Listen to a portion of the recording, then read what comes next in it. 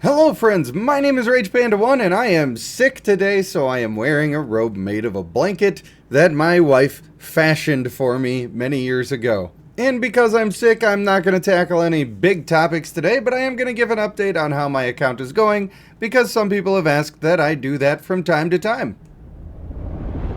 So on my account, I've been largely focusing on districts, as you do.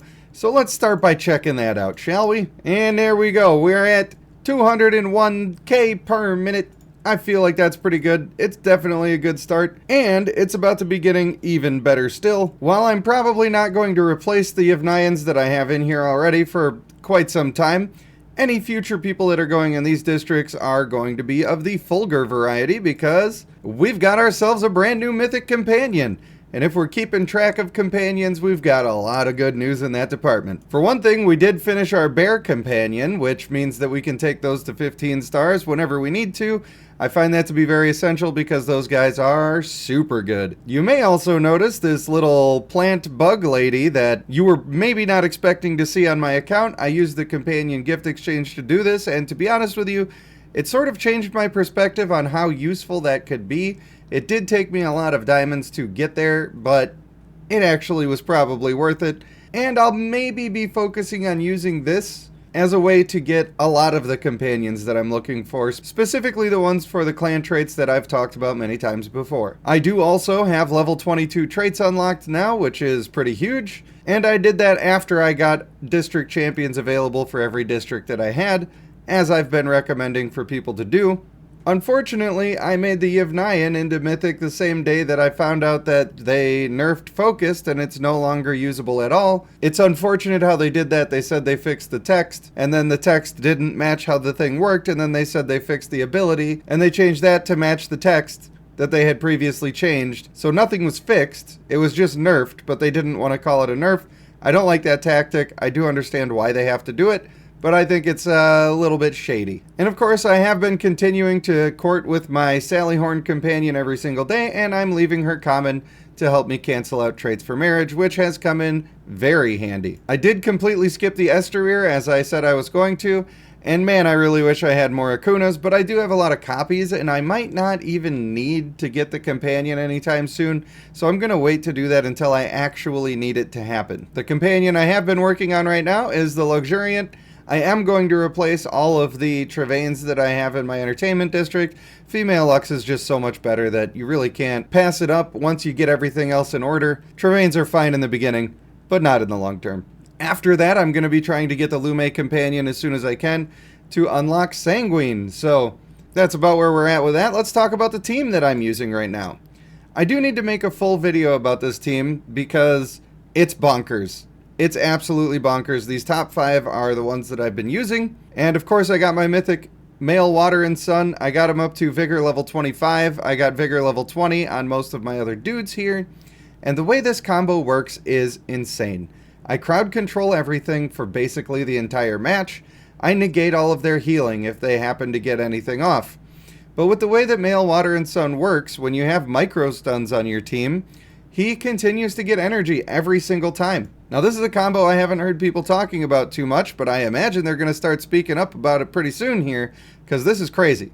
So her active skill gives us 2 stuns. That's 2 procs of energy already. Then her ultimate ability is every 0.5 seconds for 6 seconds, we're going to do a stun. That is 12 procs. 12 procs of my energy gain on my male water and sun. And it works every single time, and it keeps him at maximum energy even while he's casting his ultimate. And if that wasn't enough, the female Bjorn Krieger's ultimate does basically exactly the same thing. She does her whirlwind, and every 0.5 seconds, she does a little interrupt stun. To be honest, it's hard to see if they're counting the interrupt as a little minor stun, but I think that it just works as a very, very quick stun, and it seems to be working. But with all of the other stuns that I have going on, it's hard to tell exactly where the energy is coming from. It's my understanding that that is contributing, and my male water and sun starts ulting, and he never stops. And it's pretty overpowered, pretty strong. I think people are going to start using this a lot more often. In terms of equipment, we are starting to get some mythic equipment here, and the people whose equipment I care a little more about, I've been investing more into. For those who don't know, runes are extremely overpowered. They raise your power of your team significantly, and that's why on all of my weapons, I've been trying to get as big of runes as I possibly can, and I'm doing that across the board. I'm trying to get to level 15 equipment in my weapon slot on all of my characters. I have 3 or 4 out of 5 at this point. I don't remember exactly which. And I have gone ahead and done my traits in the way that I prefer to do them. I'm still waiting for a level 22 Brutal to show up. It's not that big of a deal. I don't need to farm it out and use a bunch of extra resources. When it gets there, I'll put it on and I'll be a happy boy about that. I do have a bunch of hybrids now. I got my hybrid male Water and Sun. I got my hybrid male Acuna, and Goat Games, if you happen to catch this video, his little sash thing in the front there, it doesn't cover, and when he's got the human skin color, it looks like a part. It looks like a body part.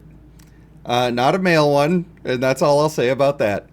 So maybe look into that graphic. It's a little, I'm not going to show it on YouTube because I don't want to get fired from my position as guy who makes video on internet.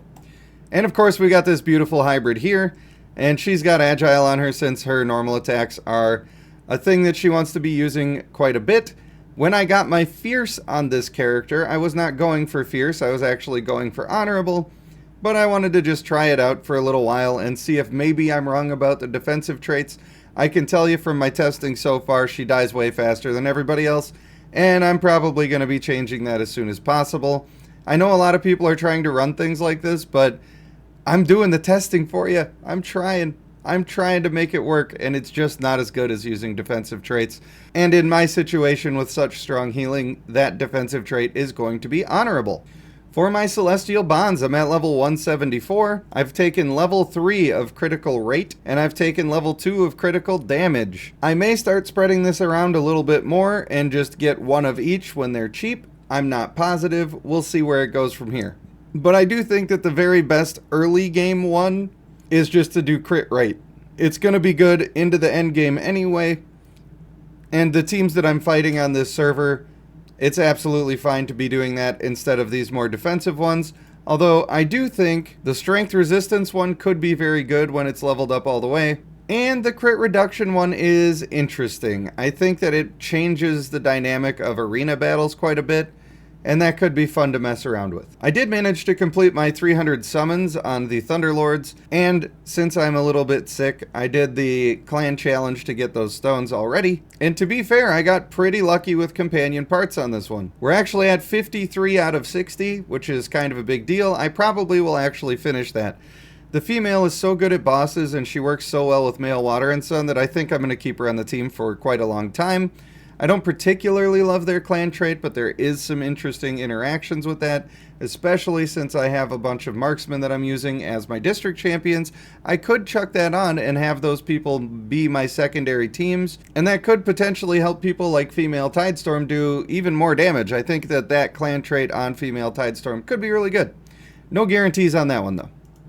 In terms of the leaderboards, we do have some people here that are very clearly spending a lot of money, and to be fair, I sort of have been. I get Lithbucks for being a content creator, and I got 100 Lithbucks this month, and I've spent all of them, although most of it was not on things that directly impacted me in a big way at this exact moment, but we'll talk about that in a minute.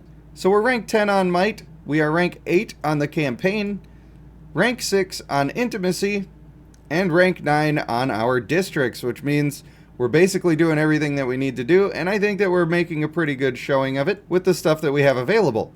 You may also notice that I have this fancy title that nobody else has right now. That is from being part of the Bloodline Weavers program, and they said that that might be temporary, only lasting a month or two. I think that means that if you stop participating in the program, you'll stop getting the thing, but man, I want to keep it because it's so cool. I really like it. I'm not sure if I've said this before in a video that was updating on my account or not, but I do have this wonderful city skin that I absolutely love. I'm very happy that I got it. The tune that they play, the music that they play on this is so catchy, I end up singing it to myself, which always gets a good chuckle out of me. Now, if we look in the chat here, we have more than one person who's asking for help with building teams, and I just want to take this time to let you know that when I stream this game, if you're at the stream, I will take time to look at your teams It's just not a guarantee that I'm going to get to your specific account since there's so many people that want me to do it. What I would like to do is to make a specific day of the week that I just get on and stream and go into people's accounts and try to help them out. I don't know what day that'll be yet, but it is on my radar of a thing that I want to lock down. But I do have locked down that every Wednesday at 6 p.m. Central Time, which is the weekly server reset, I will be streaming Bloodline every single week. That is going to happen unless something gets in the way, like I have somewhere that I have to be or whatever.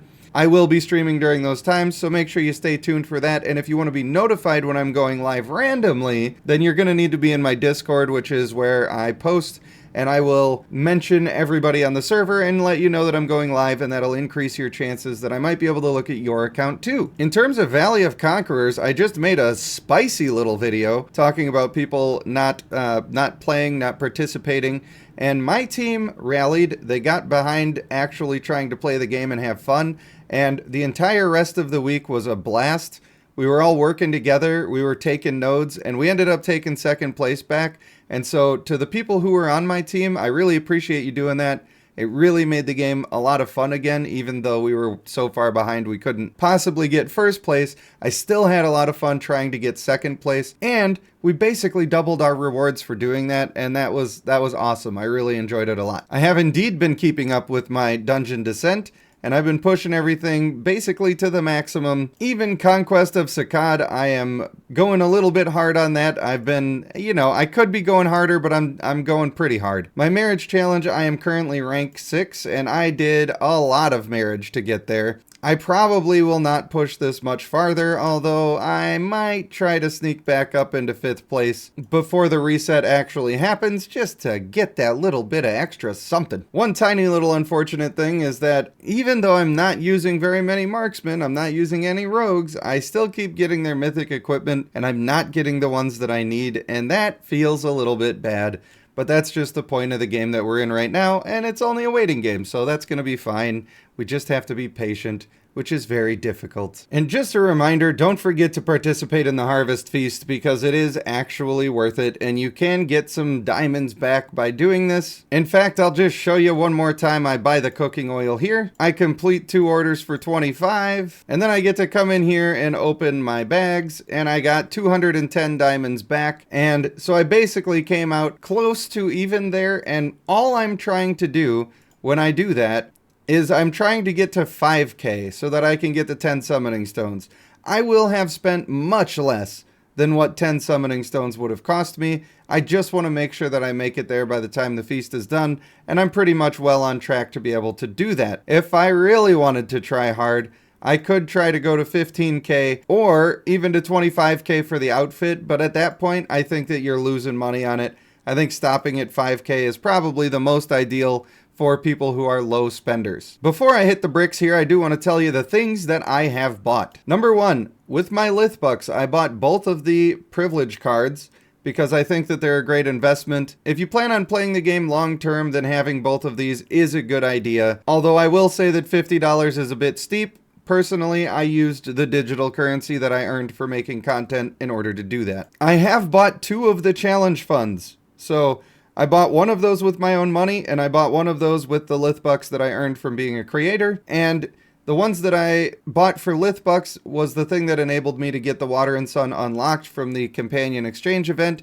I do think that that's a great thing to do and a great use of both the Challenge Fund and the Companion Exchange event. So by all means, please do that. I did have 20 bucks left on my Lithbucks, so I bought the Snap Up Pack 3, which included 20 Summoning Stones and 100 of these packs for runes.